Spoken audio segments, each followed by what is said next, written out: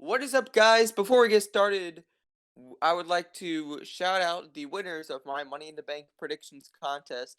So make sure you guys go subscribe to them, follow them, whatever. So first up, we have Willie. Go subscribe to him on YouTube. Heel Balor is his name. Leo on YouTube, Leo the Phenom. Then we have Hayden, Hayden Hewings on YouTube.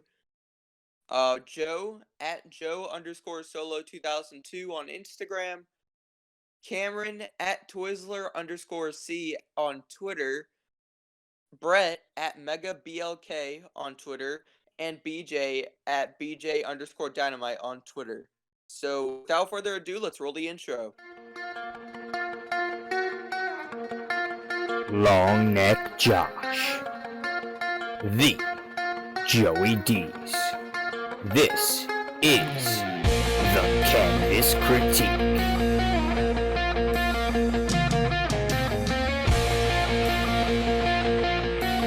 It's a new day! Yes, it is! Has just picked up here tonight.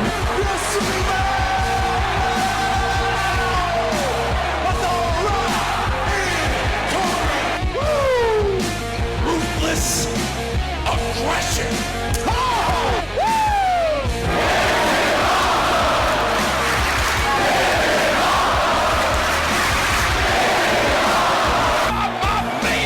The irresistible force meeting the immovable object. R.K.O.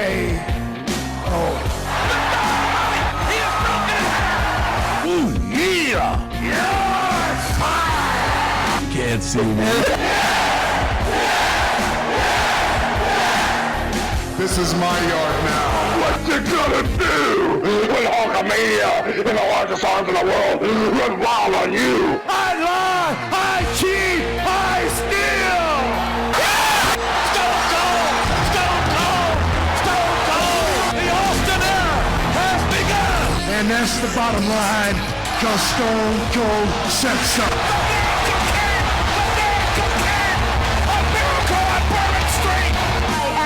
The man. The boyhood dream has come true. Just sit back, relax. It's gonna get good. Rest in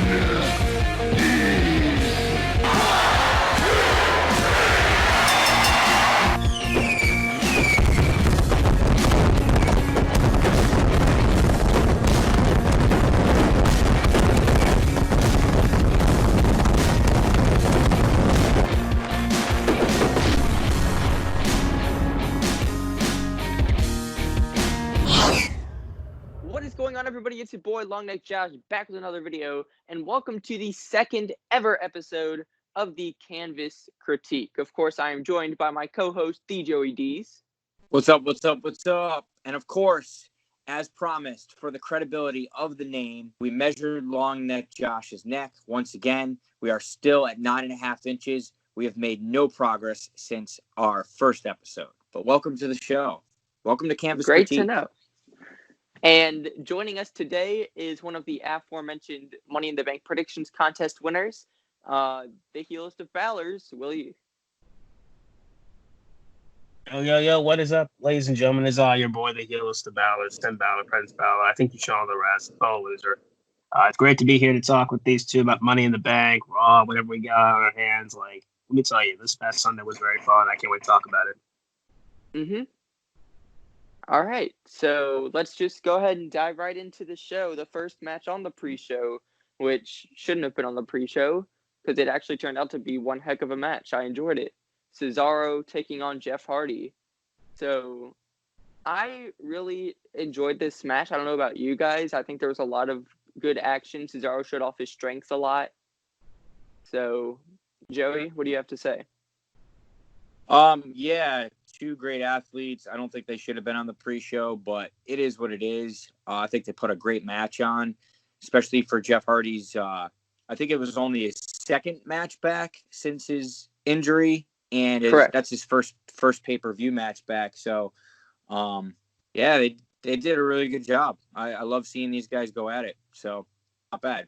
It was it didn't make sense to have them face each other. Really, there was no story, but I guess just to get Jeff Hardy back at it, it was definitely a good matchup. For sure. I think we kind of all expected to see Sheamus interfere in this match. Yeah. And he never came out. It was kind of weird. Like, I could see the build being kind of Sheamus has Jeff Hardy go up against his former tag team partner, Cesaro. You know what I mean, Willie? Oh, yeah. I could definitely see them doing that. I mean, I guess, like Dee's just said, I think that this is just something to give Jeff Hardy something to do until he gets to Sheamus. And I agree with what you just said. I mean, it is Jeff's second match back. So, yeah, he had a little ring rust. Obviously, it's been like 5 weeks since we've seen him, I think. Last time we saw him, obviously, we re-debuted. And I will admit, the match was pretty good, but we'll talk about that when we get to it itself. But, yeah, that's all I got to say about it. I mean, yeah. We're talking about the match, Willie. I just looked from an when we get to the match. Come on, man. I thought you were a podcaster. Don't worry about it. Hey, it's been a while for me.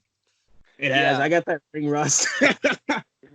No, would it be ring rust? Would it be podcast rust? Like No. It's mic rust. Yeah, it's Mike Rust. Yeah, Mike Rust. That covers all areas. Yeah. Oh yeah. Yeah, gotcha. Hardy got the win, as he should. But yeah, no Sheamus, which was really surprising for me because I thought that's why they had him go up against Cesaro. Kind of like the old history of the bar there, but I don't know, no Sheamus at all. Yeah.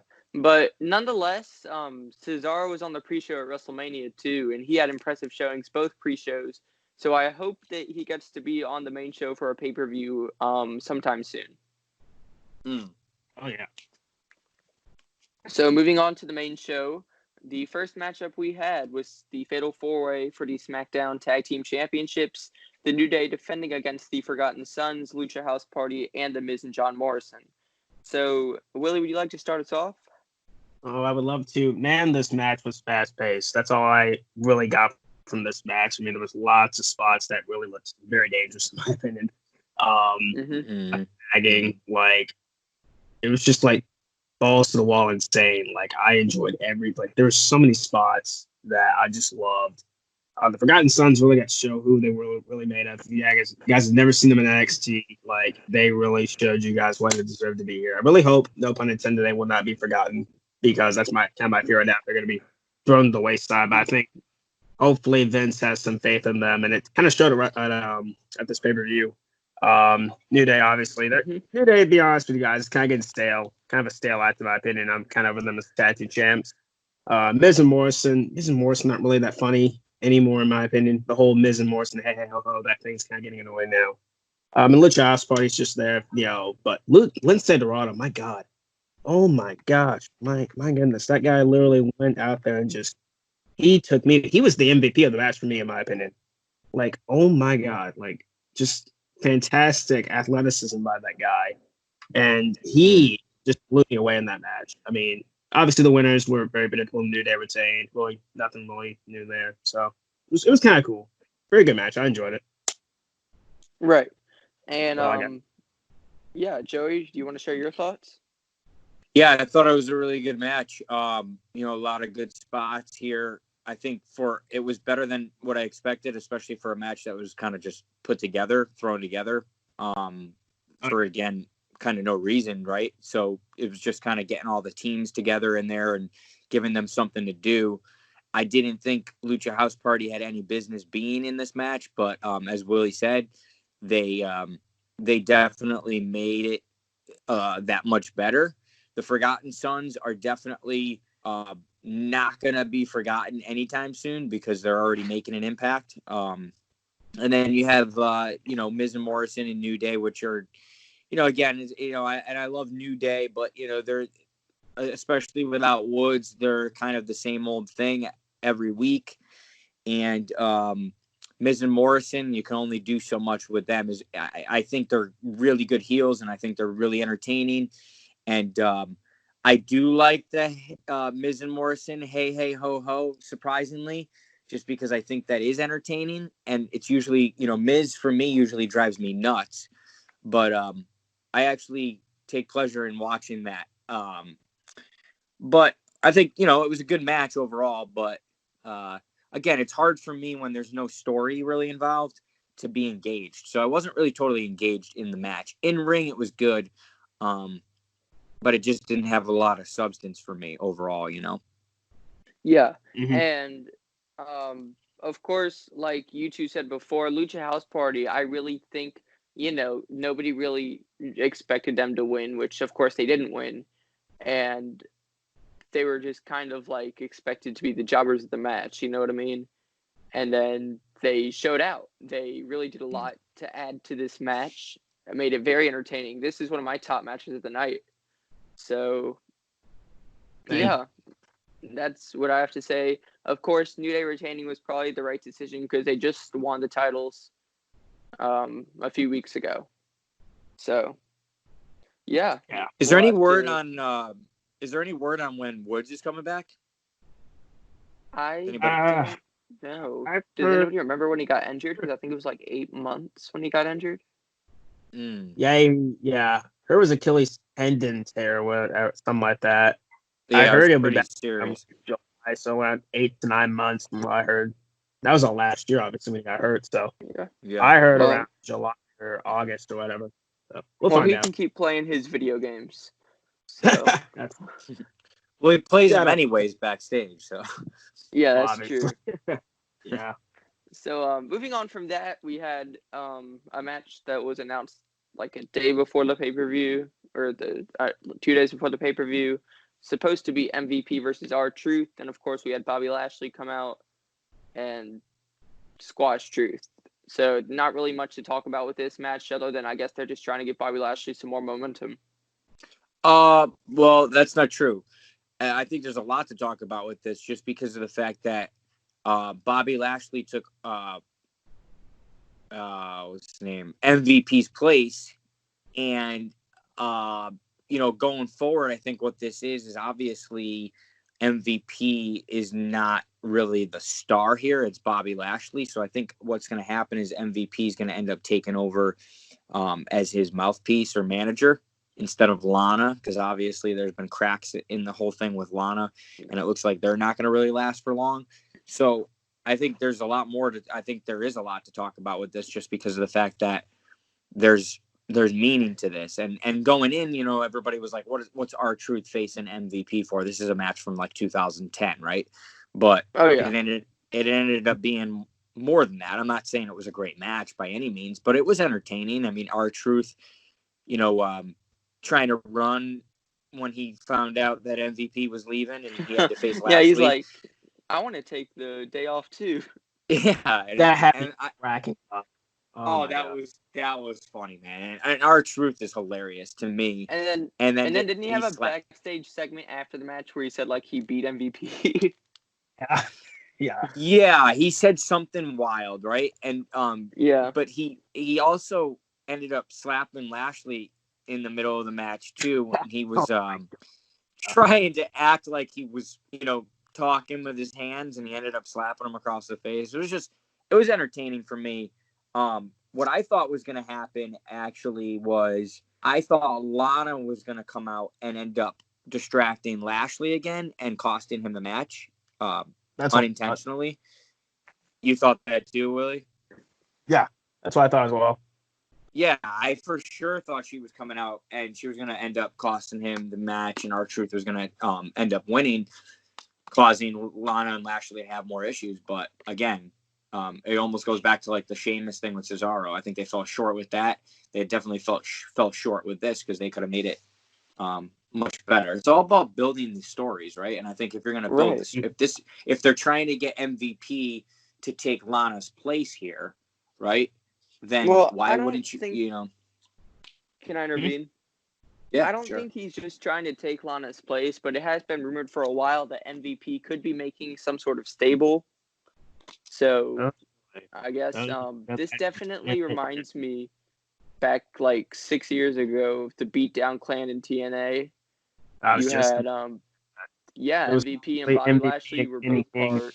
Kenny King, of course. If Yeah. Kenny King signed by WWE? I Nah, think he's still so. in Ring of Honor, bro. Yeah, that's what I thought. But He's in WWE. I wouldn't mind. yeah, like this could be WWE's version of kind of like the Beatdown Clan. So I don't know. I kind of liked them in TNA, and I don't think they ever really got very far in TNA as I wanted them to. I So mean, it's Lashley very was exciting better, in my opinion, to see where than this is going to go. Oh yeah. Willie, what do you think? I think with the whole stable idea, as long as it's booked well, I mean, we saw what they've done with Selena Vega's crew, and I'm very ashamed about how they dropped the ball with that one. I think the handling, if they handle it well with this whole rehash of the Beatdown Clan, I don't know who they're going to add to it besides, you got MVP and Lashley, and that's pretty much it. I mean, Lana's still there, but I think they're going to dump her to the side. And then you got Shane Thorne and that other guy. I forgot the guy's name. What's the freaking guy's name? Yeah, the other that guy. big dude there. Yeah, him. That's what I'm Yeah. thinking. They're gonna put the whole stable there. Brendan Vink. Brendan Vink. Yeah, I could see them, forming this huge stable because Seth Rollins' crew. We'll talk about his match a little bit later, but Seth Rollins' crew pretty much being on the shelf, and him going away for obvious reasons. I think you need another dominant stable to pretty much go against. I mean, unless they book it, I don't know when they'll book it. I don't know if they'll book it to pretty much be a big threat to the WWE champion, Drew McIntyre. So I think this stable idea, if booked well, can be good. Oh, so you think we'll get Lashley McIntyre at some point? I think that match will happen probably. I don't know. I don't know if they'll do it soon. They have to form the stable first, but I think the latest we'll see that match. So I think it's happening. I think we'll see that match at SummerSlam. I mean, that doesn't scream at SummerSlam at all. Here's what I'm afraid of. Sorry, Josh. Go ahead. I'm afraid what's going to happen is Lesnar's going to come back and he's going to take the title back off McIntyre. Oh God. And then that's how you're going to end up getting Lashley and Lesnar somewhere down the road. I'm not saying it's going to be anytime soon, but that match is going to, I think they're definitely building Lashley up to get there at some point. Not that he needs to be built up to be there, but we're going to see that match at some point, and I think that's the way it's going to happen, unfortunately. But that's my thought. I could see about for that. I'm sorry, Josh. Keep going. I was about to say something similar. Like, I honestly think that depending on when if they do Lashley and McIntyre, they could probably do that around SummerSlam or Survivor Series, have Lashley take the title off McIntyre, then have Lesnar come in as a challenger. And, that way if Lashley beats Lesnar, then Lesnar doesn't become world champion. But yeah, no doubt. Send Lashley. Lashley has legit MMA background. I legitimately think he could beat Lesnar legit. So that's one of the dream matches that I personally wouldn't mind seeing. I know many people wouldn't like it because Lashley to them is bland and boring and stuff like that. But the guy can go. If you look at his TNA run, the guy can go. Oh yeah, he can put on good matches. Oh yeah. But right now, WWE is just using him against little guys and like pretty short matches. So hopefully, as you said, Josh, probably building him up though. Yeah. Probably yeah. Like if you go back to his match with Roman Reigns back in, what was it, 2018? I think it was. Yeah, 2018. Yeah, his matches with Roman were like really, really good in my opinion, and so he can definitely go. I think a match between Lashley and Lesnar, that's definitely a dream match I've been wanting to happen for quite some time since Lashley returned to the WWE. Yeah, no doubt. So it's been talked about. So yeah. So moving on, after the Lashley versus R-Truth match, we had the SmackDown Women's Championship. Bayley with Sasha Banks defended against Tamina. So just a typical heel gets the win thanks to outside interference thanks to outside interference. I mean, I think it but a lot though. But wow, Tamina, I don't know if she, if she's gotten that much better. or if she just turned it up a notch because it was a one-on-one title match. But man, she looked pretty good in this match. It compared to past performances from Tamina. And we all know she's been around for a long time, and she doesn't have many memorable matches whatsoever. But she definitely put on a good performance in this match. I mean, she just looked smoother. She looked more confident. And I'm not quite sure if it was that she turned it up because it was a title match, or if she's just been putting extra work in, or what, or if she's healthier. But I mean, there were times that I thought she was going to win this match. I really did. But in the back of my mind, I know where they're headed with this, so I knew she wasn't going to. Because I think we're going to see this Bayley Sasha title feud at SummerSlam, but you never know what's going to happen. And there were times where I was really thinking to myself, like, wow, Tamina might win this match, because she just looked better than I've probably ever seen her in the ring ever. I agree. Yeah, I completely agree. Mm-hmm. And of course, the whole Sasha Banks fiasco. She slid in the ring. After Tamina hit a super kick and a Samoan drop, right? So she slid in the ring. So Tamina got distracted, and then of course you had Bayley, who ended up taking advantage and winning the match. So, she threw like an energy drink, or was it a water? Water. She threw something. It was water.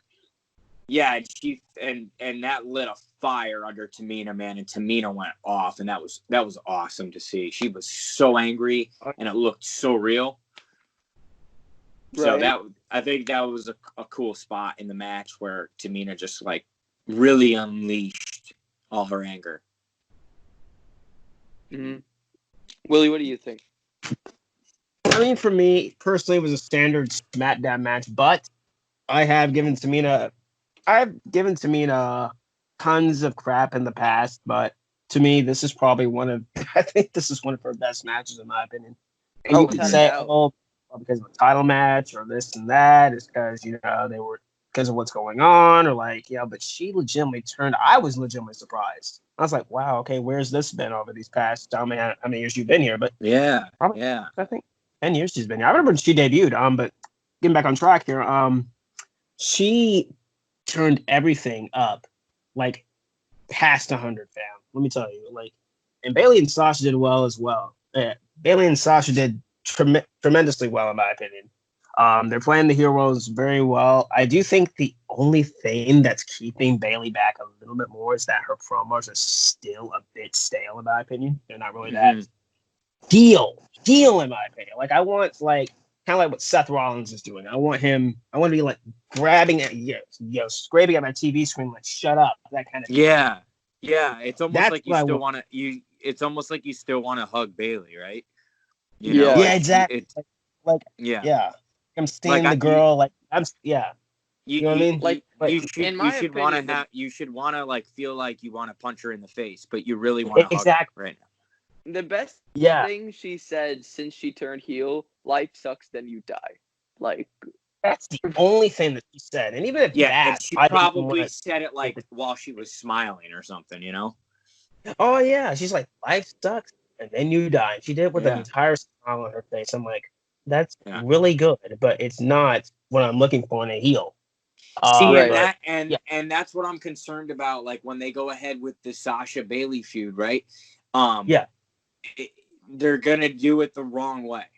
Bayley's gonna be the heel and Sasha's gonna be the face. Totally a bad choice. Sasha is the better heel. Sasha should be a heel every day, and Bayley should be a face every day. And that's just the way it should be, especially if they're going to go one-on-one after all these years. That's always been the way it's been, it's just Sasha's always been that, real, she's always had the smirk on her face, and she's always standing behind Bayley's shoulder, looking over her shoulder, ready to attack. Right. But, now it's almost like they're forcing it. and Oh, we're not there yet. And I'm not gonna, draw conclusions already, but I'm thinking to myself, like, where they're headed with this it's not gonna be as good as it could be. It's not gonna be as good as it could be. But let's hope I'm wrong. Exactly. That's what I'm keeping my expectations low because, as you said, the rivalry. I don't know. Like, I'm keeping my expectations low because nowadays with wrestling, it's like I don't want to get my expectations too high with like a dream match, and they usually don't. Example: AJ Styles and Shinsuke. That didn't deliver, in my opinion. I mean, the matches were good, but like not as good as the match in Japan, obviously. And but it was in Japan, I know, but. So, and the feud in general, the feud was all about like low blows and stuff. It didn't have any story to it. It was just all about low blowing each other. Yeah. And there was no action. There was no like explanation to why Shinsuke did what he did, in my opinion, and see it there. With Bayley and Sasha, I do see, there's history. There's obvious history between those two. And my fear, as you said, Joey, is that they're going to go about this the wrong way. And Bayley obviously is the better babyface, but they're going to go around this with Sasha being the babyface and Bayley being the heel. Bayley is not a believable heel. I don't care what anybody says. No. I wanted this for many years for Bayley to be heel. And now that it's here, it's like, cool. But it could be better. It could be way better. Like, Sasha just has that heel mentality. She has it. She knows how to be that heel. Bayley is just, when you see her, even with the chopped hair, it doesn't seem like that's heel. Sure, you chopped your hair off. Sure, you changed your look. Sure, you chopped the Bayley buddies off and stuff like that. Sure, you wear your title, not really wearing a title. You know what I mean? You're not being that heel that I want to see. No. It's not. I know she's trying her best, and like I really give her all the credit in the world, but it's like I'm not seeing that heel. You need to really work on your character. Like, it's just not working for me. And I do think that the match, if they do it, I guarantee you it's coming very soon. I don't think it's going to be as good as their match many years ago at TakeOver. It's not. It's not going to deliver, in my opinion. And you could say, oh, but you need to wait and see. I personally don't think it's happening. I don't think that they're going to deliver the match that they did at TakeOver all those years ago. I think it's going to be a fail. I think it's going to be a flop. I think they need to go about the storyline differently. I think they need to have the storyline basically where Bayley just snaps out of this freaking phase she's in, because that's what I think it's in. Personally, I think it's what this is, just a phase that she's in. She thinks she's that, that vindictive person. In reality, she is not. Let's be honest here. I would have went about it where basically Sasha was manipulating Bayley into being this vindictive heel and doing these rotten things. At the end of the day, Bayley would snap out of it and, smack that woman across the face. Yeah.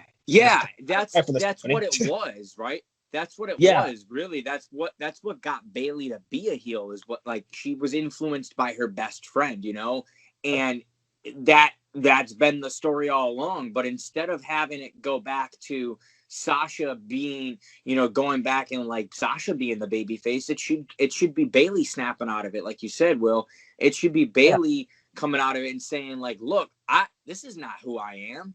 This is not me.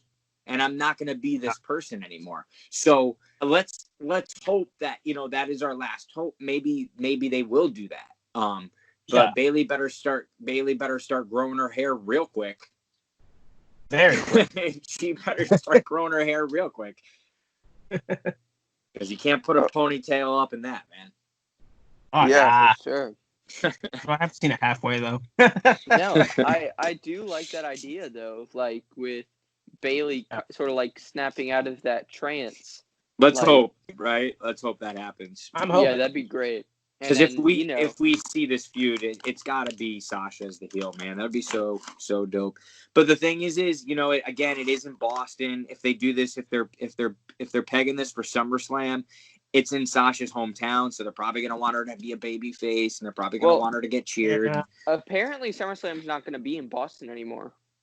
Yeah, that's what I heard too. It's going to be in some other location. I don't know if it's going to be a performance center because again. The mayor of Boston isn't opening like events or stuff until is that 100% confirmed? Yeah, it's not 100% confirmed that SummerSlam is canceled, or like that SummerSlam isn't happening in Boston. Yeah, but that's just what the mayor said recently of Boston. Well, what I'm saying is, the plan is for it to be in Boston, and the plan is for it to be in Sasha's hometown. So, Oh yeah. if that does happen, I mean, as you said, Joey, you would have to have her go in as the babyface, but I think what I just worded out to you guys right there is what needs to happen. But obviously, I'm right for this company, so Right. it is what it is. I mean, I just hope the feed delivers. That's all I got. Mm-hmm. Yep. All right. Well, moving on from the SmackDown Women's Championship match, that was a really good match too. But of course, we transitioned into probably my favorite match of the night: the Universal Championship on the line, Bray Wyatt versus Braun Strowman. So, if you don't mind, I'd like to get started. I think that everything was there for this match. You had two powerhouses going at it. You had the story. The build-up was great. The match was great. And I was really impressed by it. What about you guys? Go ahead, Willie. You want me to? All right. I mean, personally, I thought, as you said, Josh, everything was there. Like, I personally was like really just very interested in how they were doing this match. The story. Obviously, the in-ring was not good. Let's be honest here. It was not good. But, the story that they told in that match was just fantastic. I know. I think the in-ring was pretty good. You think so? I mean, I think so. I wouldn't think it was bad, but I thought it was, just okay. This is okay. I mean, obviously not my pace, but I mean, I think the story was definitely better than the in-ring. But yeah, that's what I think. Yeah. But the story, in my opinion, was better than the in-ring. But I mean, the way, like, especially my personal favorite part of the whole match was like towards the ending, like when Strowman grabbed the mask and like you see that shot of him just rising up.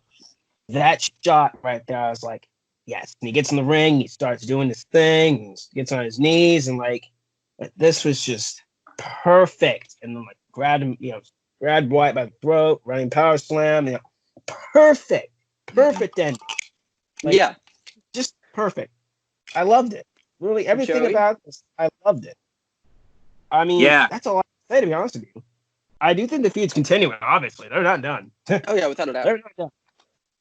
Yeah, picking up right where you left off, Willie. The finish was awesome. Just with the way Strowman put the mask on and looked like he was going to give back in and follow Wyatt again. Obviously, I think we all knew that he was faking him out, but that was cool. That was a good finish. I think the in-ring was definitely better than a lot of people may give it credit for, just because these guys aren't. They're not two of the greatest in the ring. I think Bray Wyatt's better in ring than a lot of people give him credit for. But storyline wise, this thing's killer because obviously it has everything. It's just written right out there for them. Right. There's no real story they have to come up with. The history's there. And Definitely. I'm really looking forward to the interaction that Bray and the Fiend have, because we did see this one time before last summer when the Fiend first debuted. I think it was like his second ever interaction with anyone. He had taken down Braun. So I'm looking forward to seeing like a flashback clip of that and how that comes into play here. Yeah, but I'm really looking forward to seeing that match with the Fiend and Bray, with Braun, because you're gonna definitely see, this was Braun playing mind games with Bray. Now you're gonna see Braun he's gonna start shitting his pants now. You know what I mean? He's definitely not gonna he's not gonna be so confident anymore. That's what I want to see. I love Braun Strowman, but I don't want to see him as that overpowering, confident monster against Bray. Like, I want to see Braun doubting himself, and I want to see Braun scared. I want to see him. I want to see him scared. Oh yeah, like not Seth Rollins scared. Like we got that. The stuff with Seth Rollins last year was just amazing. Besides the matches, like I want him Seth Rollins scared from last year. Yes. That's what I want to see Braun at. Yes, like eyes popping out of your head, sweating bullets, looking over your shoulders. Just no confidence at all, and that's what I want to see out of Braun. Just no confidence. I want to see him doubting himself, and I want to see Bray in charge here. Now, since we're on the topic, yeah, go ahead, Josh. Going back to what you said, Joey, about Braun playing mind games with Bray, that's what I was gonna say. Like, you had, of course, Bray Wyatt, who was trying to play mind games with Braun Strowman leading up to the match, right? And then Braun Strowman flipped the tables. He had this sheep mask. And then he took it off, stomped on it, power slammed Bray for the win. Something that you guys forgot to mention: the puppets were there. That was fun. That was fun. That was great. Getting to see them, and they all say, "Come home, Braun," and they started celebrating when he put on the sheep mask and everything. The only thing that I don't like about the match is that Mr. McBossman was not on commentary. I know, right? That was a bummer. So, yeah. Yes.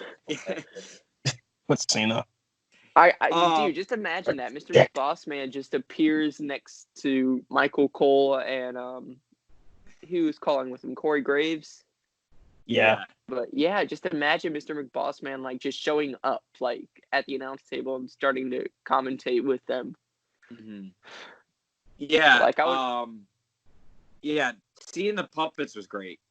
They need to do that more often, because the puppets really should have been involved in the Funhouse match a little more at Mania, and they weren't. They a little bit here and there they were trickled in, but they should have been really involved in the match more, or not that it was a match, but so I was really happy to see the puppets. Now, since we're on the subject, going forward in this feud, what do you guys see happening here? Do you see the Fiend taking the title off of Braun, or do you see Braun keeping that? I don't know what I see, to be completely honest with you. I'm gonna have to wait for more story development.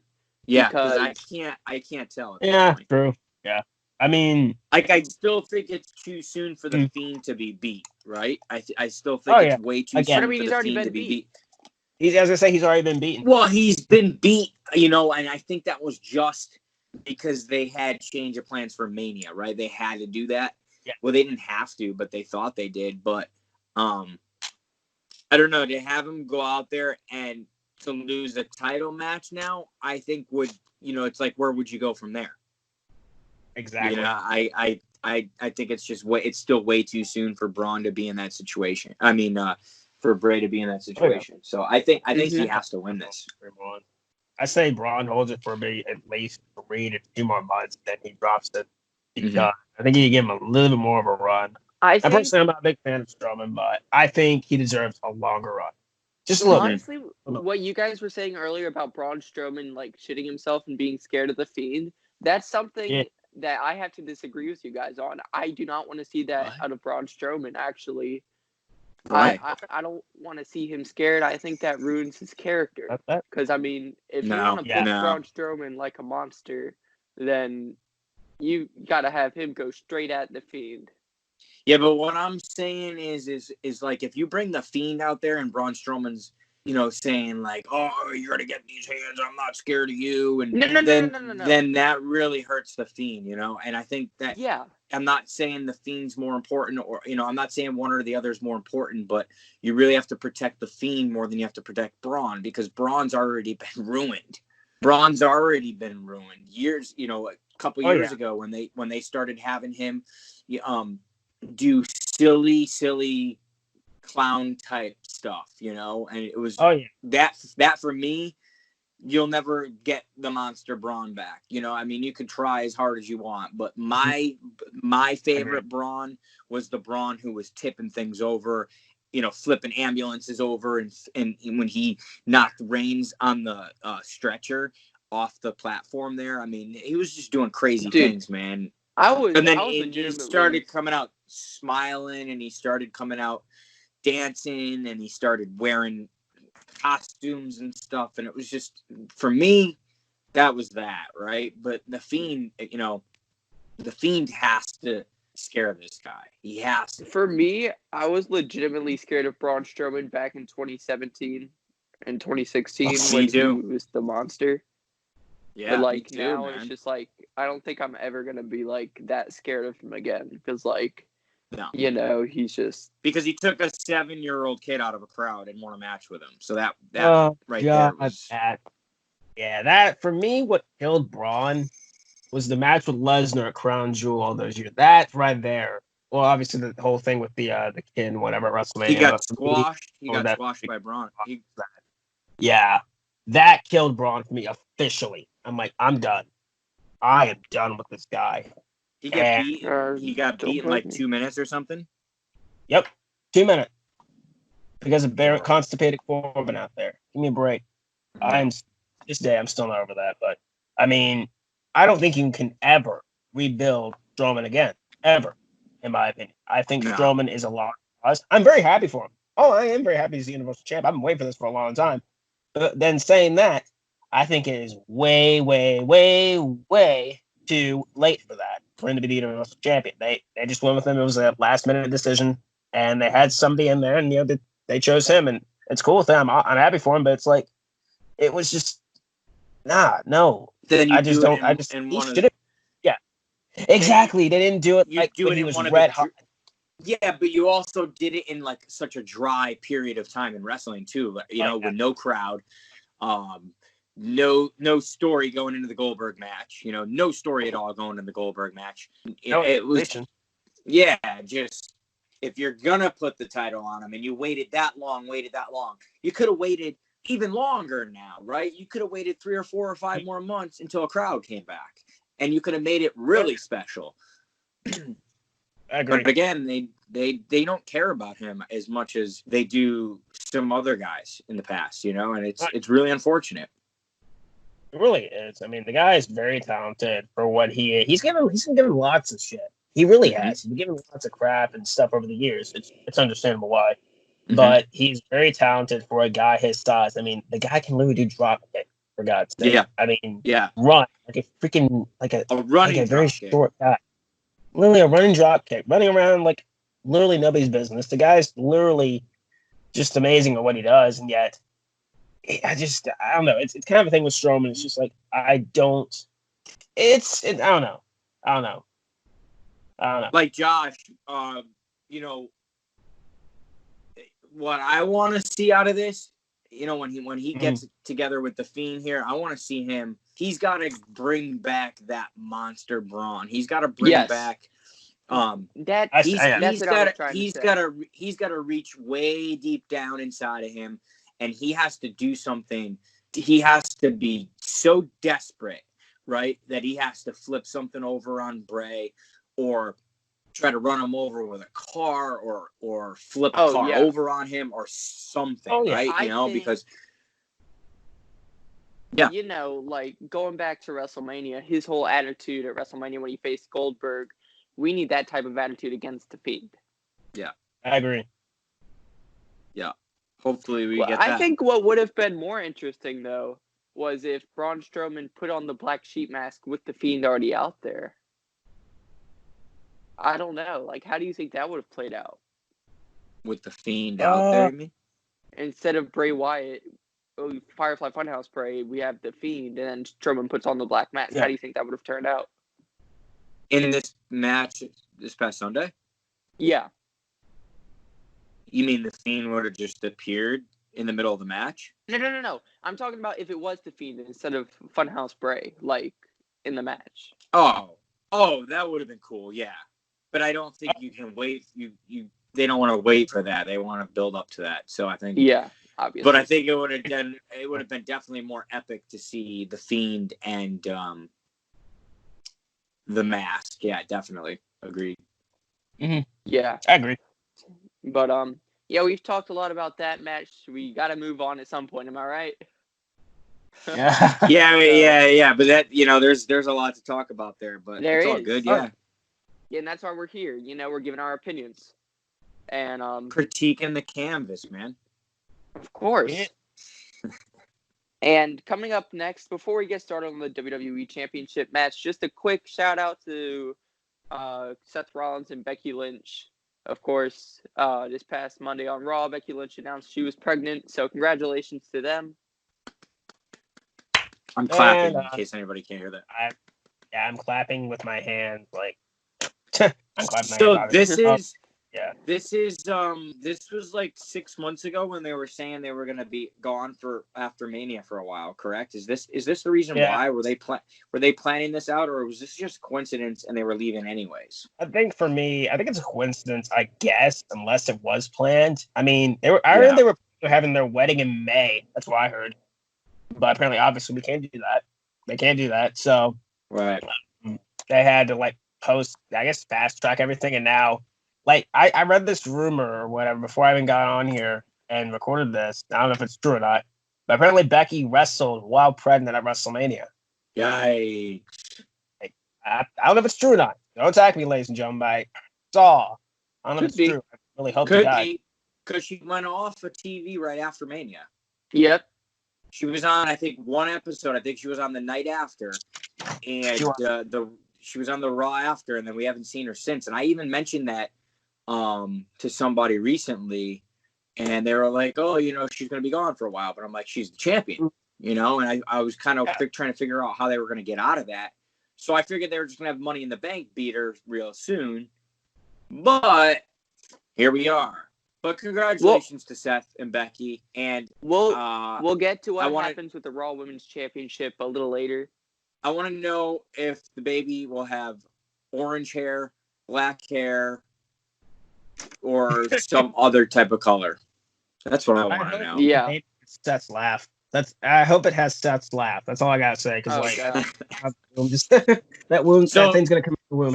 Let's make our predictions. Let's make our predictions for this now. For the record, since it's so early, what do you guys think, boy or girl? Ooh. I think girl. I mean, it could be either one. To be honest with you, it could be either one, obviously. I mean, obviously, it could be either one. But if you had to guess. Yeah. If I were to guess, shoot, I guess boy. Yeah. Maybe. I'm saying boy. I guess boy. Wonder what they would name it. Well, I'm outnumbered, but we'll see what happens. And of course, once we finally find out the gender, and I'm proven right, then all will be good. Okay, Josh. Anyways, after the Universal title match, we had the WWE Championship match. Drew McIntyre, of course, defending against Seth Rollins. And this was, without a doubt, the best in-ring, action-packed. Match of the night. Yeah. Yeah, I'd say so. Match of the night, man. Match of the night right there. Drew McIntyre, Seth Rollins, props to both of these guys. They beat the heck out of each other, and they went for quite a long time, too, if I'm not mistaken. They did. This was kind of a longer match, but it didn't seem long when watching it because it was so good. But at the end of the whole thing, I kind of figured wow, that went on for a while. McIntyre dominated for quite a while, which I thought was good. But then Rollins came in and did his thing, and Rollins, I think, did a good job at making me believe, even though, again, I know he wasn't going to win, but there were times where he was really making me believe he was going to win, like when he hit the curb stomp.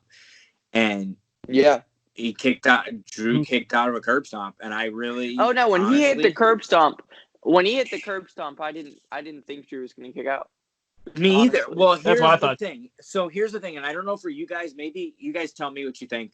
Since there's been no crowd, it's been hard for me sometimes to figure out the finish of a match. Because if you've been watching wrestling for a long time, and I know both of you guys have, sometimes you can just tell by the vibes and the sound and the energy, right? Because nowadays there's so many false finishes in wrestling. There's so many false finishes, so you never really know when a match is going to end. I mean, sometimes it's pretty predictable. But sometimes you're really in a longer match like this with two guys that are going at it, that are kind of, two guys that are at the top of the food chain. You're really wondering yourself, sometimes they play hot potato, even though it is too early for Drew to lose the title. Sometimes they do play hot potato and they make stupid decisions. So I'm sitting there last night and I'm trying to figure out, when this match is going to end, because there's no crowd, right? There's no energy. There's no vibes in the building. Right. It's just what's happening in the ring. So Seth hit that curb stomp and he went down for the pin.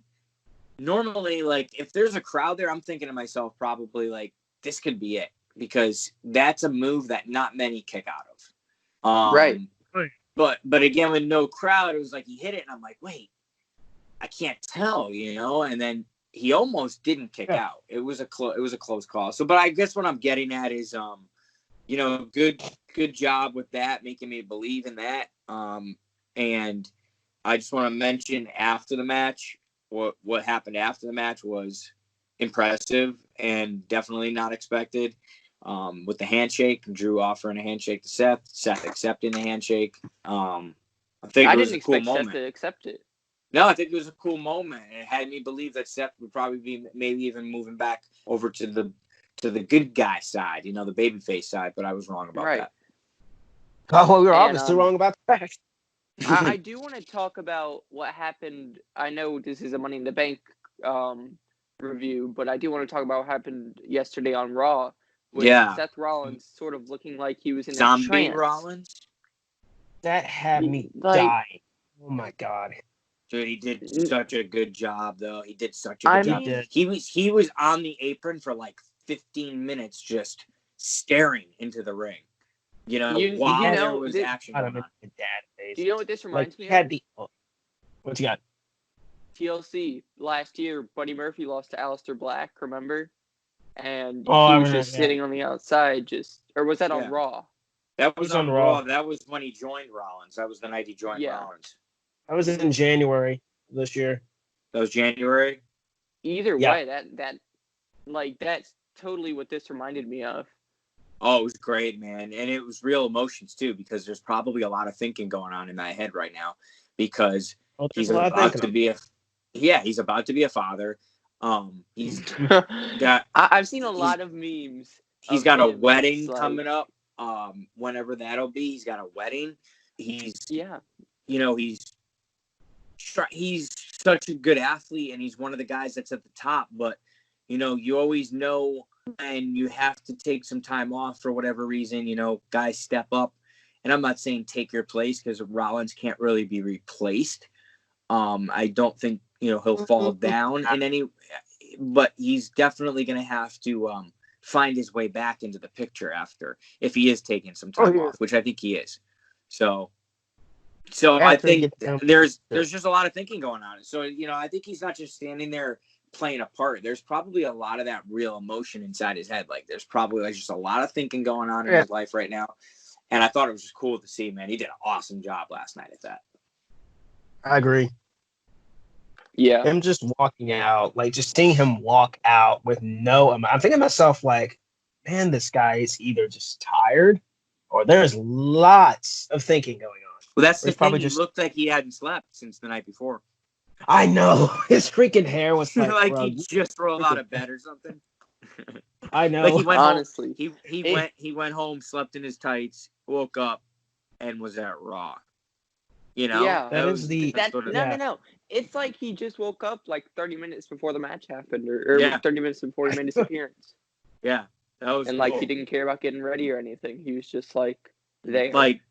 And again, I think, like, for me, I was thinking a lot of that was wrestling stuff, but also if you're like trying to feel real about this, right? If you're I'm looking at him walk down the ramp, and I'm like, wow, man, like he's already looks like he hasn't been sleeping, and he hasn't even had his baby yet.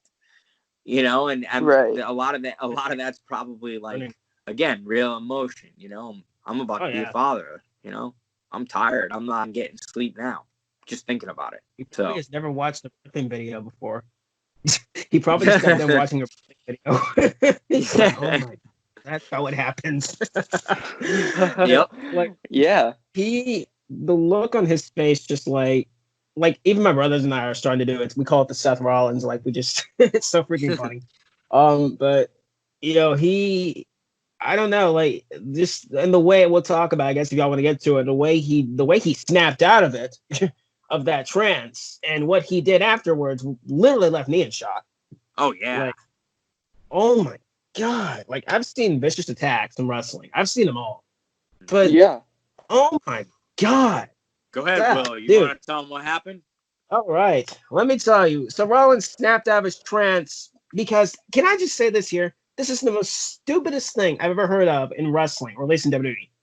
How is Rollins getting disqualified? Because Rey Mysterio hit a 619. Yeah. How? Why? He just what grabbed are his you legs. doing? I'm like, and the ref calls the bell. I'm like, what are you doing? I'm like, Seth, I literally yelled at my TV. I'm like, Seth is in the match, stupid.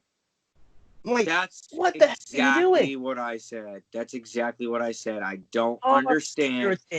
Like, I don't know if the referee thought it was a handicap match or. It obviously was a tag match, and Rollins was. So Ray attacked him and snapped him out of his, his trance there. But all he did was just grabbed Ray on the way to a 619, right? Right. That's all We've he seen did. that done so many times before.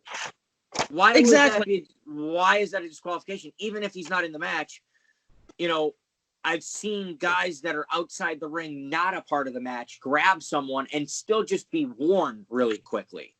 Okay? Yeah. Unless they attack, unless they're in the ring or unless they attack, then it's not a disqualification. Right. So for me, that was weird and that was dumb. But the way Rollins went off, man. Woo! Oh my God. Oh yeah. That was cool. Oh my God. He freaking. Who wants to say this part? Because I'm still in shock. Well, the 10-year-old little boy in me was really sad because I grew up watching Rey Mysterio, and this just had me like feeling like a little kid watching my hero get destroyed. You know, because Rollins took the edge of the steel steps and grinded Ray's eye into it and made him believe. That had me cringing. I'm like, I turned legit. No joke. I turned away from the screen. I'm like, nah, man, no. That's that's Randy Orton status. That is Randy. Randy. That's even worse than what Shayna Baszler did to Becky Lynch a few months ago. Yeah. Like, yeah. Well, you got him going out there. Yeah. He didn't grind it, bro. He didn't grind it. He pressed his eye into it. He didn't grind it. Yeah. I'm like, okay, that's enough. Yeah. I'm like, and you hear and the fact there's no crowd. And the scary thing is, for me at least, there was no crowd, obviously, so you could hear everything. I'm like, okay, I'm plugging my ears because, like, oh my God, like there's that was a graphic moment. It was just like, oh my God, like, I understand. Obviously, there was no way that obviously I had to cut away. And the funniest thing is, they cut away to Seth, and like in his face, I literally lost it when they cut to his face. Like it's literally meme worthy. I think I've seen the stuff going around on Twitter and social media. It's literally meme worthy. The face that he makes is so hilarious. Like his one eye is rolled back, and he looks like he's just possessed. And so two things. Oh, sorry, Will. No. You good? That's all I got. You good? No, you good. You good? Okay. What you got? Well, two things. Yeah. So when's Rollins leaving? I guess taking time off this feud with Mysterio. Okay, so that's what I'm wondering. Is this a feud with Mysterio now, and then he leaves, or is this like he leaves and then when he comes back, this will be a feud? I think it's the other way. I think the second one is probably what it is, unless they're fast tracking this to Backlash. I mean, honestly, I hope they don't rush it. I hope they don't either. They need happen. Rollins, Ray, we've never seen this before. We've never seen this feud. Right. But at the same time, I really think that Seth Rollins should go back to his old entrance music. Not his old entrance music. I love it. You like his new music? Well, I don't mind his new music, but I think it definitely fits the character more. Exactly. I was about to say.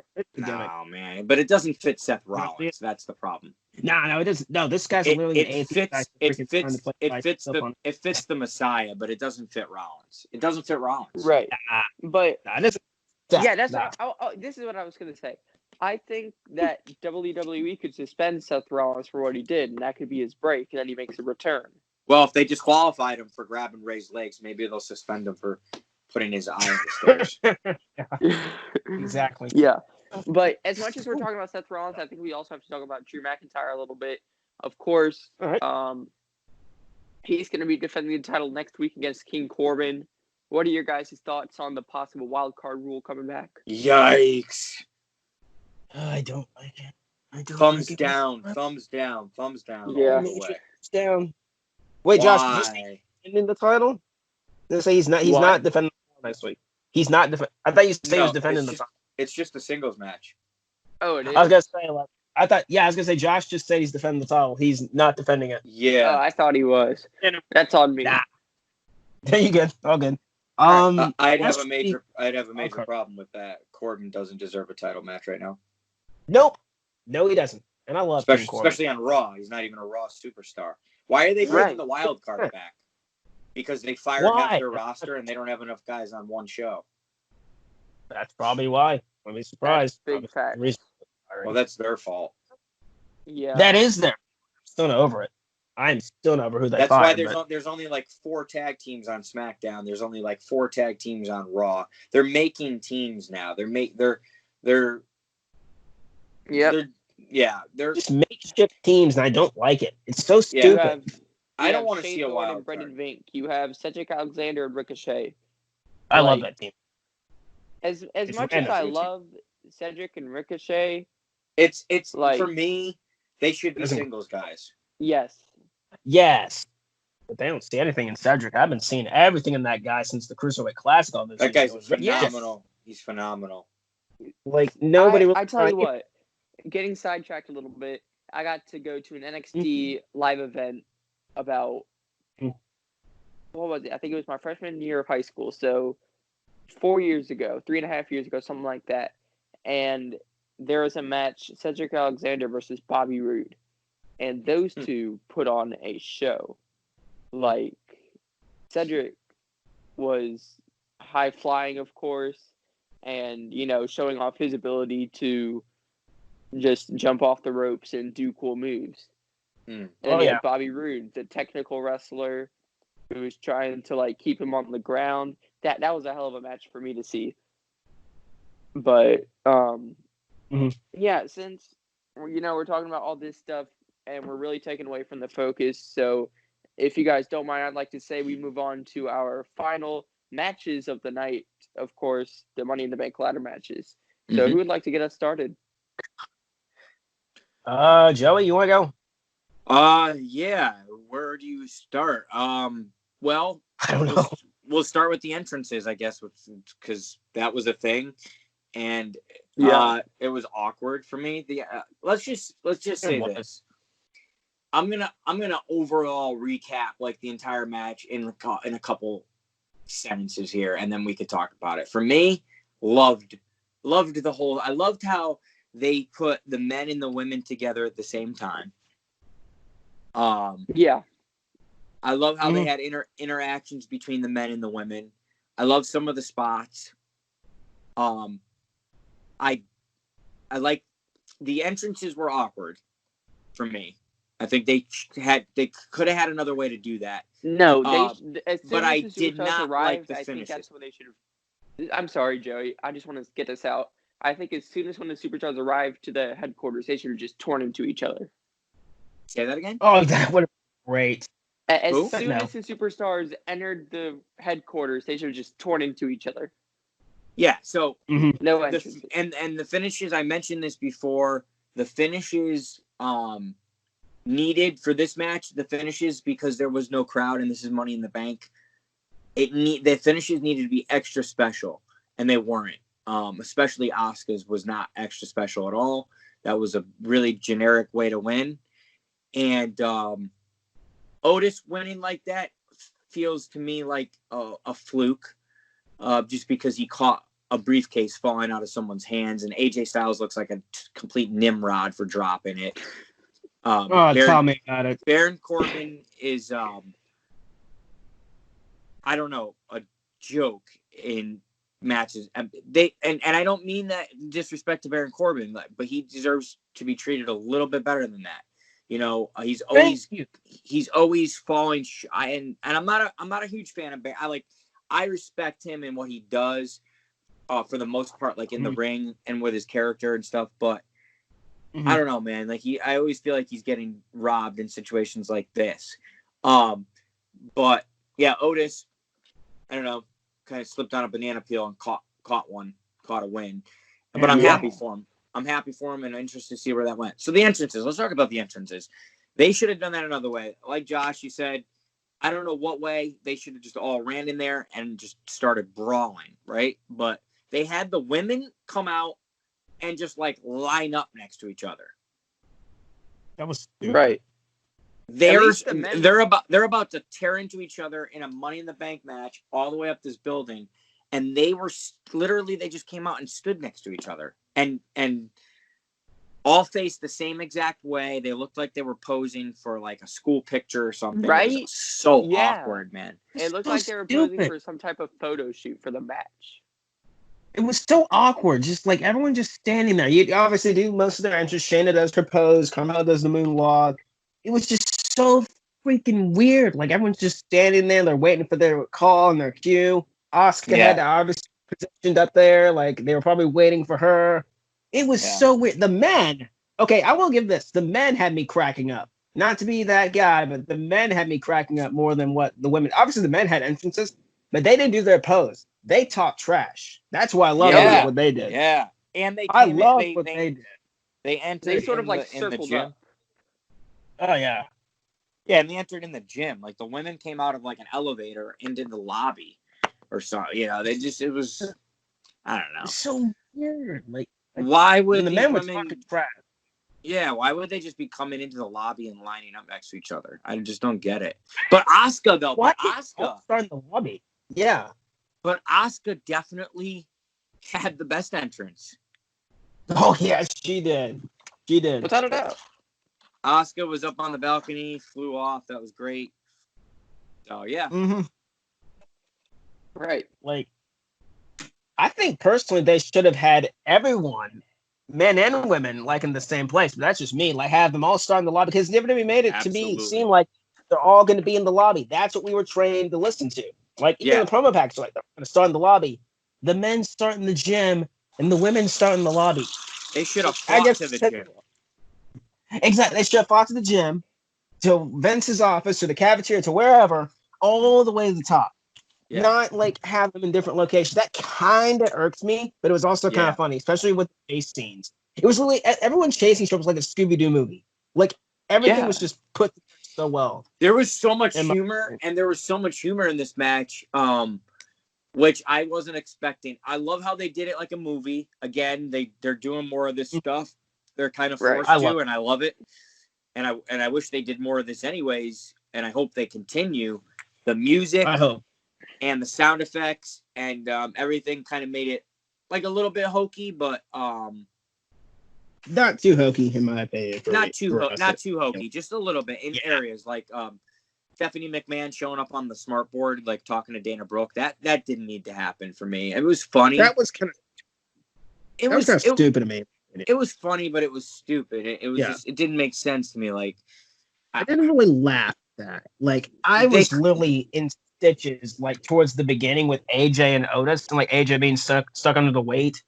Okay, and, so I want to talk about this. Having Otis involved in the weight. But Stephanie, they could have involved Stephanie in another way. And I also think like but seeing like Dude Love there was cool. I don't know quite who it wasn't Dude Love. It was Brother Love. Brother Love. Sorry, that's what I meant to say. Yeah, Brother Love. Brother Love. I loved seeing the Undertaker's casket. Okay, that had me just laughing so hard with AJ. And I knew as soon as AJ was about to open that door, that's what was going to happen. And I also can I interrupt you really quick? Well, I just want to finish this real quick. Okay. Also, who was the clown? Was that Doink the clown? It was some dude. It was supposed to be Doink, but it was some geek just dressed up as him. Like it was so freaking creepy. Was it Noelle Foley's boyfriend? You guys know who I'm talking about? Frank the Clown. I know Frank the Clown. Yeah, him. Was that him? I don't know. It might be. Like what the heck? It looked like a knockoff him, but I have to go back and look at that. Yeah. Yeah, Honestly, what you now got? that I think about it, it could have been him. What do you got, Josh? Yeah. We have a Yeah, lot to Josh. talk Yeah. about this match. What I wanted to say, Oh, is, yeah. of course, you had the whole thing with Otis trapping AJ Styles under the weight, and then you had Aleister Black, of course, closing the Stakes and door weights, on man. AJ Styles. I kind of wanted to see like how AJ Styles got out of those situations, and we never really got to see that. Oh, right. Yeah. Right. Yeah, Yeah. we never see. How did he get off of the? How did he get under the weight? How did he get out of there? Any of these guys pretty much escaped these situations. Like, it was so freak. I wanted to see them like fight literally on the stairs. Like, where was that part? Like, they weren't fighting on the stairs. There could have been a lot more in there. There could have been a lot more I'm in not here. trying to complain or anything, but like, there were a few things they left out. Like, they put in the promo package. Like, they were fighting on the stairs. Like, that was the one thing. I'm like, where's the stair fighting? Did they not have enough time? We got an elevator fight. Yeah, it was barely an elevator fight, though. Barely. Yeah, they just showed like a quick little clip. I think it was pretty cool though, because that's when the women first interacted with the men. You had Shayna Baszler or And we Lacey got Evans what I or wanted. whoever it was. I mentioned this on another podcast. We got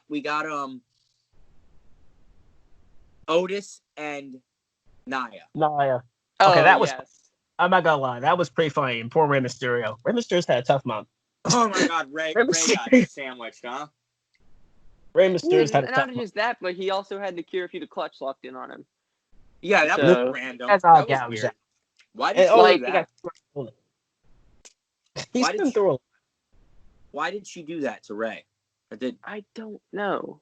That was so. I Is didn't this really laugh at payback that. from the Royal Rumble 2018? I wouldn't be Or was it surprised. 2019? Sorry, What 2019. What happened at the Rumble? 2019 when Nia was in there. Yeah. I think, like, it wasn't. No, really, but I'm talking about Ray and Shayna. The yeah, cure for the that was random. That was just. I guess it was like, okay, we need to have them interact somehow, and the men can't touch the women, so why don't we do it this way? So Okay. I guess that's it really felt forced. Yeah, I didn't need to see that. It was cool, but I didn't need to.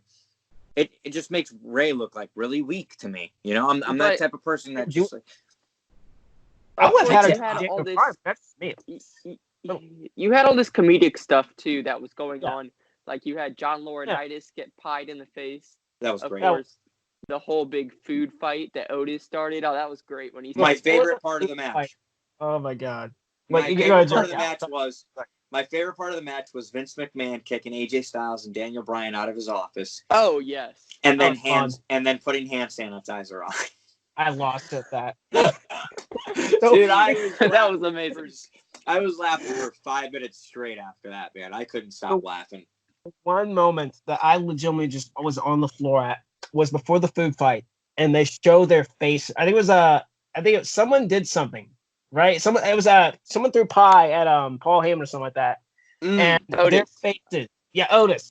The faces that the wrestlers made literally was just that had me on the floor for like literally 5 minutes laughing so hard. I knew so there was you missed the entire food fight. Is that what you're saying? No, I went back and rewatched it. I went back and rewatched it because like I was literally like dying. Like was Heyman gonna eat all that food? Probably. Where was Brock Lesnar? Oh, okay, Brock Lesnar would have made a funny cameo. No.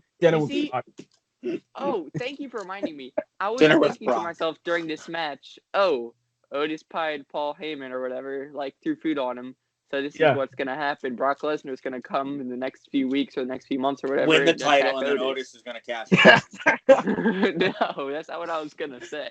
Imagine Lesnar comes back, wins the title, and Otis cashes in and beats Lesnar. Oh my God. That was the Cinderella story of the decade. I'm not even joking. Like of the decade. Imagine Otis pinning the Fiend for the Universal Championship. Then that would make me mad.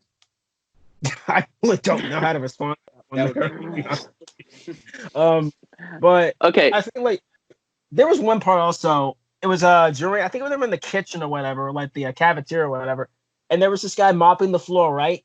Yeah. And the stuff with Dana Brooke. Oh my God! Oh yeah. That's scary. I knew somebody was gonna fall, but to see that it was Dana Brooke, and man, she hit her head freaking hard. She did. She hit it That was hard, a legit bro. fall, man. That was a legit bump. Oh yeah, that wasn't even Yeah. comedic. Because that was Right. legit. I was like, I heard that her head smacked the floor. I'm like, damn, Yeah. okay. That was hilarious, Right. man. That's concussion, but like, and like that was just like for me. It Also, was like, gonna be her, Nia. yeah, but for me, the other thing that really intrigued me was AJ Styles looking for Rey Mysterio, and obviously he came across the Undertaker stuff, but like him just yelling Ray, that killed me. I'm gonna find you, Ray. I think George AJ's funny. I think he does great stuff. AJ. I don't understand why AJ was looking for Ray in particular, though. That's what I was saying. I guess it's was because it because Ray didn't help him get up in the weight room? Ray and AJ were fighting for a while. There were a few people paired together throughout the entire match, if you noticed. And I don't know if it has any significance. It was Ray and AJ. I know it was also Alistair and Daniel Bryan. That was cool. And I think for the women, Shayna, I think was. I don't think the women really paired off that much. Nah, mostly Asuka and Nia and Carmella. Asuka and Nia. Yeah, Nia and Carmella. Because after, because they left Shayna high and dry when they got to the roof, and I was pissed. I know. It was more the men that were kind of like sticking around each other for a while. Hold on. There were like only 3 women that made it to the roof. That pissed me off. They literally left everyone else high and dry. Probably because Dana Brooke has a freaking concussion or whatever. I legitimately hope she's okay. And then you have who made it to the roof for the women? Asuka, Nia, and Lacey. Yeah, I was like, are you serious?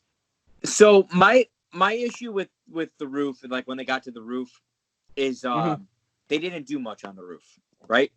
So for the men, the only thing that happened of significance up there for me was Corbin throwing Ray and Alistair off the roof. I was waiting for the sound effect. But besides that, like what happened up top that mattered?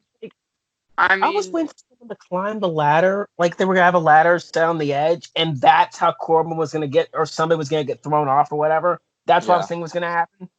But like he just throws him off. Like nothing happens. They go back to the match. I'm like, are they dead? Like I literally looked at my TV. I'm like, are they dead? Yeah. Yeah. And it was he literally got murder. And the fact that they appear the next night on Raw, I think, is absolutely stupid. Horrible. The whole thing was even building up for AJ Styles to throw people off. If you think about it, AJ Styles, like last week on Raw, was literally saying, "I'm literally going to commit murder. I'm going to be throwing people off." And the fact off the that building. They worked so hard to explain last night on Raw why they're there. Like they got thrown off a secondary roof. It was only 6 feet below. They landed okay. It wasn't a major deal. That made it to me even more like, okay, you didn't have a plan going in. Like they didn't have a plan to have them on Raw the next night. They were doing the show, and then they got to Raw the next day, and they're like, oh, we need these guys, so we need a way out of what happened last night, right? Yep. They got thrown off the roof, so let's just say that it was 6 feet down, and so I don't know, man.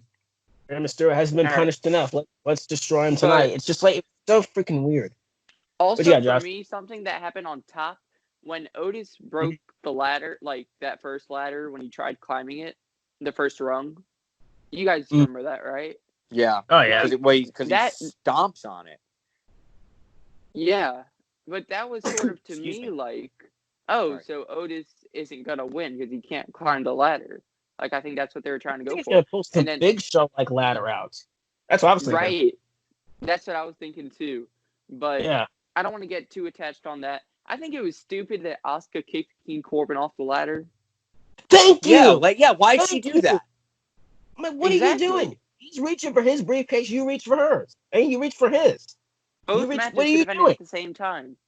Exactly, but she punches him in the face. I'm like, what? I'm literally yelling at my screen, like, what are you doing? Why are you hitting him? Like, he's trying to reach his briefcase. He's not getting yours. Right. I was thinking both were gonna fall. I personally was thinking both were gonna fall at the same time. Like both briefcases were actually be like unhooked or whatever, or like something like that. That's what I was thinking. And they all just scramble into the middle of the ring to get both the briefcases, and they start, whatever. Yeah. So it was just so freaking weird. Disappointing ending for the women. Oh God, yeah. I mean, I'm happy for Asuka. I marked that so hard. Oh I'm, no. I'm happy for it. Definitely, I love Asuka. She's my pick to I think win. the men's ending was a lot better than the women's ending by far. And What? You said the men's women's ending was the men's ending? Or did you say the men's ending was better than the women's ending? Oh yeah. Yeah. Obviously. I mean, I think that was just stupid the way Otis won. Like I was laughing, but I was also like celebrating at the same time. I was legitimately like in shock. I was shocked. Like, yeah. What the heck? Yeah, I was too. I couldn't believe it. Where are they going with that? I don't know. See, what I'm thinking is maybe they're gonna bring Tucker back and have a tag match for that's when they cash in the briefcase, like for a tag match. Can't cash on any championship. It doesn't even matter. So, like, what would a cash in be like without a crowd? I know, right? Right. It'd be so. Do we want that to happen? What would Otis cash in be like in general? Oh my God! He's gonna bring Mandy to the ring. He's gonna bring Tucker, and oh yeah, Mandy. Oh yeah, I won. Oh yeah, Tucker. What he said after the match, though. Oh yeah, Mandy, we did it. Like the way. Yeah. Well, so I have something to say. Last week, when I was speaking to somebody about this, they had told me that Heavy Machinery is officially broken up, and I said no. Don't believe in that. WWE. Sometimes they just branch guys off to be singles guys for a short amount of time, because for me, those guys are like brothers. You can't just branch them off. They have to have a story. They have to break up. They have to stick together through this, especially with Otis being Money in the Bank now. He needs somebody by his side. I mean, he doesn't need someone by his side, but that's what we all want to see. And but I'm told now through other people that other sources that are reliable that they're broken up. That's what I heard too. I've heard many things about what they're doing with the faction or the tag team with them. Yeah. Honestly, I don't believe them until I see it with my own eyes. Same here. That's kind of my thing. I really don't believe anything until I see it. Rumors and speculation nowadays are just kind of thing with Becky Lynch. I didn't believe anything until I saw it. Anything. Right? Like it's Ryan Satin and all those idiots out there. I don't believe any of you people out there until I see it and hear it on Raw. Like I ain't believing anything. Oh, and Elias just appeared at the headquarters. I saw that kind of coming, but I was thinking to myself, okay, somebody's gonna help somebody win. Or somebody's up until now. I thought that what was going to happen was that he was going to hit King Corbin. Yeah, which he did. Hit King Corbin. AJ was going to grab it instantly. Why is he still bothering with Corbin? Like, why? Why is he doing that? I don't know. Did he beat him for his Money in the Bank spot? I think. No, he attacked him a few weeks ago and broke his finger. Did Elias have a Money in the Bank match? I don't know if he did. I don't think he did. I don't think. But I don't know. I was excited because I'm like, yes, AJ Styles won, and next thing you know, Otis has the briefcase. Like what? They just let go. They're freaking arguing over it. I'm like, and it falls into Otis's hands. I'm like, I literally look at my screen. I'm like, what? You're wearing gloves. How did you drop it? Exactly. Like, he freaking just let go. I'm like, you could have just punched Corbin in between the freaking eyes or whatever, and then you would have won, AJ. This was just... I'm not saying this is a bad decision. I think this was for shock value. AJ, in my opinion, was robbed on that night. Not a great way to finish the match. Nah. It was good for shock value, in my opinion. But I mean, Otis, I did not pick him at all to win in my predictions video. No, me either. But, I don't think anybody really expected him to win. Like, I had 2 people in my predictions contest actually say that Otis was gonna win, and I don't know if they were just screwing around or if they were being genuine. Yeah. I'm actually kind of disappointed that neither of them won my contest because I kind of wanted to have somebody who picked Otis on this podcast. But You had 2 people? 2 people out of 67. 67. And that's not even the least amount of votes for the men's match. Daniel Bryan had 0 votes. Wow. Poor D-Bry. Can't believe he had no votes. Poor Daniel Bryan. What did y'all do to him? Gee. What did he ever do to you? Well, anyways, of course, we had it was really just like Otis won. I'm really excited to see what they do from here. Me too. I don't trust them, though, but I'm So- very interested in seeing what happens. Yeah, that really caps off a historic episode of Money in the Bank.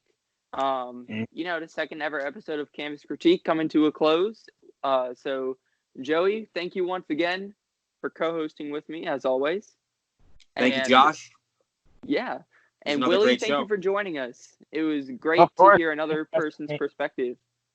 Well, So, you know, you guys need other opinion on wrestling? Yeah, I'm the guy, obviously, but thank you guys for having me on. It was really fun. Thanks for Really being fun. here, yeah, Willie. for sure. Of course. Of course, make sure you guys, you know, I'll let them do it. I'll let Willie go first. Willie, go ahead, plug whatever you want to plug.